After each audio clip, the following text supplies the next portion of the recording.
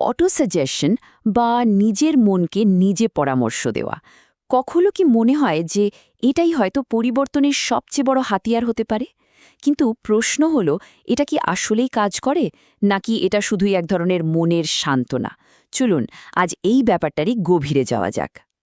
আসল প্রশ্নটা কিন্তু এটাই, কিভাবে সাধারণ কয়েকটা শব্দ আমাদের বাস্তবতাকে বদলে দেওয়ার মতো ক্ষমতা রাখে।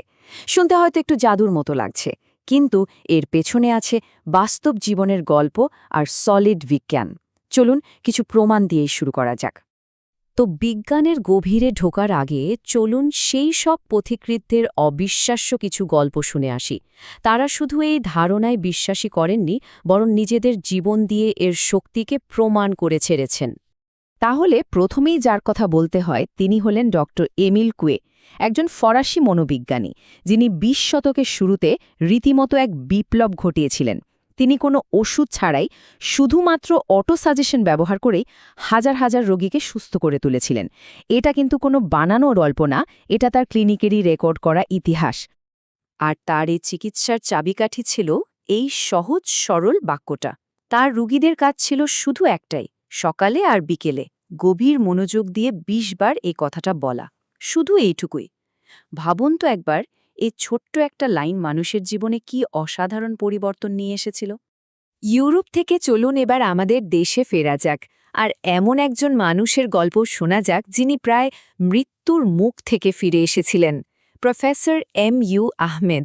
মানে তিনি শুধু এটা নিয়ে ক্লাসে লেকচারই দেননি, নিজের জীবনের সবচেয়ে কঠিন পরীক্ষায় এর শক্তি প্রমাণ করেছিলেন। তার গল্পটা সত্যি অবিশ্বাস্য। সালটা ছিল ১৯৩৪। প্রফেসর আহমেদ তখন মৃত্যুশয্যায়। ডাক্তাররা সব আশা ছেড়ে দিয়ে তাকে বাড়ি পাঠিয়ে দিচ্ছেন। কিন্তু সেই শেষ যাত্রার নৌকায় তার ভেতরে যেন কিছু একটা জেগে উঠল। তিনি শুধু বলতে শুরু করলেন, আমি বাঁচতে চাই, আমি বাঁচব। ফলাফল, তিনি শুধু যে সেই যাত্রায় বেঁচে ফেললেন তাই না, এই একই শক্তি কাজে লাগিয়ে তিনি এরপর আরও হাজার হাজার মানুষকে পথ দেখিয়েছেন। আচ্ছা, আমরা তো উদাহরণ দেখলাম যে এটা কাজ করে, কিন্তু আসল প্রশ্ন হল, এটা কিভাবে কাজ করে? কোন জাদুতে কল্পনাটা বাস্তব হয়ে যায়? এর পেছনের মনস্তাত্ত্বিক রহস্যটা কি? চলু এবার মনের সেই রহস্যের জগতে একটু ঢোকা যাক। মূল ব্যাপারটা হল, আমাদের যে নার্ভাস সিস্টেম সেটা কিন্তু বাস্তব আর বিবিধ কল্পনার মধ্যে তফাৎটা ধরতে পারে না। ধরুন, যখন সত্যি সত্যি কোনো কিছু দেখা হয়, তখন মস্তিষ্কে এক ধরনের তরঙ্গ তৈরি হয়। অবাক করা ব্যাপার হলো, যখন ঠিক একই জিনিসটা খুব স্পষ্টভাবে কল্পনা করা হয়, মস্তিষ্কে কিন্তু হুবহু একই তরঙ্গ তৈরি হয়। সোজা কথায়, মস্তিষ্কের কাছে দুটোই সত্যি। এর সবচেয়ে সহজ উদাহরণ কি বলুন তো? সিনেমা দেখা। আমরা সবাই জানি যে পর্দায় যা ঘটছে তা অভিনয়, কিন্তু তারপরেও আমরা ইমোশনাল হয়ে যাই, হাসি, কান্দি, কারণ আমাদের মস্তিষ্ক ওই কাল্পনিক ঘটনাটাকেই বাস্তব হিসেবে ধরে নেয়। অটো সাজেশনও ঠিক এই একই প্রিন্সিপালটাকেই কাজে লাগায়। তবে মজার ব্যাপার হল, এই যে সায়েন্টিফিক প্রিন্সিপাল, এটা কিন্তু একদমই নতুন কিছু না। হাজার হাজার বছর ধরেই বিভিন্ন জ্ঞান ঐতিহ্যে এর প্রচলন ছিল। যেমন ধরুন, অনেক আধ্যাত্মিক চর্চাতেই কৃতজ্ঞতা আর ভালো থাকার কথা প্রকাশ করতে শেখানো হয়। যেমন বলা হয়, শুকর আলহামদুলিল্লাহ, বেশ ভালো আছি। যখন দিনে বারবার এই ভালো থাকার অনুভূতিটা প্রকাশ করা হয়, তখন কি হয়? ব্রেইন এই ভালো থাকার সিগন্যালটাকেই সত্য বলে ধরে নেয়, আর তখন শরীর আর মনকে সেই অবস্থাতেই নিয়ে যাওয়ার জন্য কাজ শুরু করে দেয়। তো এটুকু তো বোঝা গেল যে রিপিটেশন বা পুনরাবৃত্তি কাজ করে, কিন্তু মস্তিষ্কের ভেতরে মানে একদম ফিজিক্যালি কি ঘটে? কিভাবে সাধারণ কয়েকটা শব্দ আমাদের ব্রেনের গঠনকেই নতুন করে সাজিয়ে তোলে? চলুন এবার ব্রেনের এই নতুন ব্লুপ্রিন্টটাই একটু দেখি। এখন নিউরোসায়েন্টিস্টরা যা বলছেন সেটা খুব ইন্টারেস্টিং। তারা দেখিয়েছেন যে যখনই নতুন কোনো কিছু শেখা হয় বা ভাবা হয়, আমাদের ব্রেনের নিউরনগুলোর মধ্যে নতুন নতুন কানেকশন তৈরি হয়, অনেকটা নতুন রাস্তা বানানোর মতো।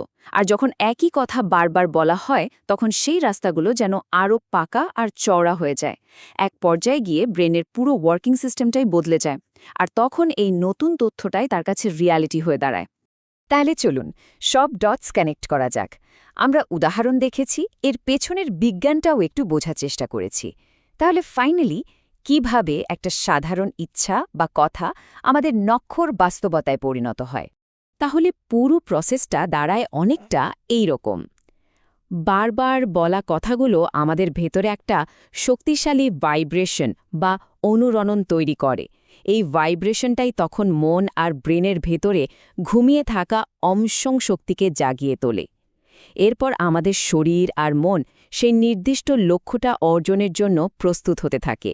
আর যেই মুহূর্তে এই ভেতরের প্রস্তুতিটা কমপ্লিট হয়, ঠিক তখনই আমাদের ইচ্ছাটা বাইরের দুনিয়াতেও বাস্তব হয়ে ওঠে।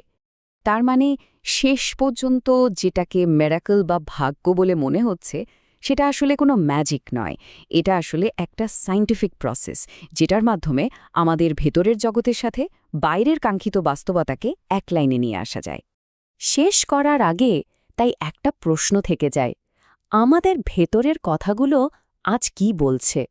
মনের মধ্যে যে কথাগুলো বারবার ঘুরছে, সেগুলো কোনো ভবিষ্যৎ তৈরি করছে? এই প্রশ্নের উত্তরটাই হয়তো আমাদের আগামী দিনের বাস্তবতাকে ঠিক করে দেবে।